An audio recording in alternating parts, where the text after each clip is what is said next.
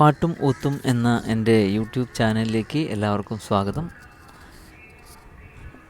ഇന്ന് വിജയദശമി ദിനത്തോടനുബന്ധിച്ച് ഒരു മൂകാംബികെ എന്ന ഒരു ഗാനം ഓടക്കുഴലിൽ വായിക്കാമെന്ന് വിചാരിക്കുന്നത്.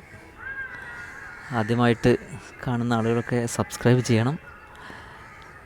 നിങ്ങളുടെ എല്ലാവരുടെയും സഹകരണം കൊണ്ടാണ് ഇപ്പോൾ 1K സബ്സ്ക്രിപ്ഷൻ കഴിഞ്ഞു.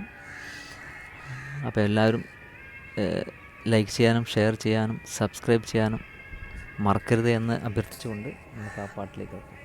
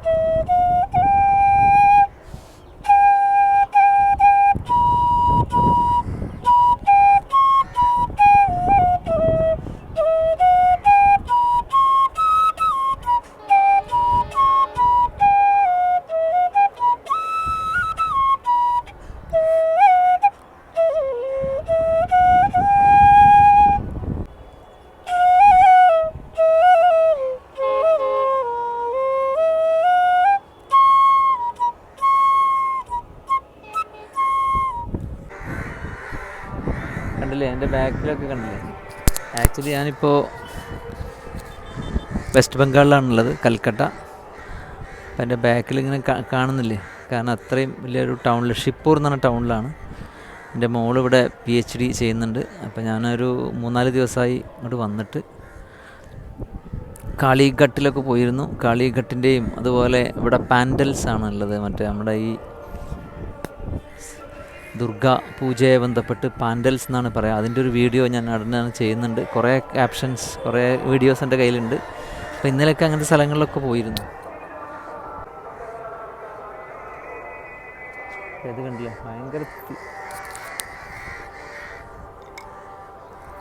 ഭയങ്കര തിക്കിലി പോപ്പുലേറ്റഡ് ആണ്.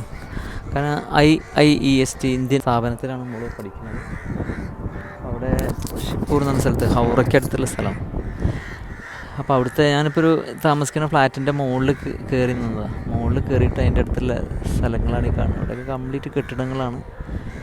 നമ്മളൊരു പച്ചപ്പൊന്നും കാണാനുള്ള സ്ഥലങ്ങളില്ല. അത്രയും ചെറിയൊരു പച്ചപ്പിൻ്റെ ഇടയിലൊക്കെ അങ്ങനെ ഉള്ളത് ഉണ്ടോ.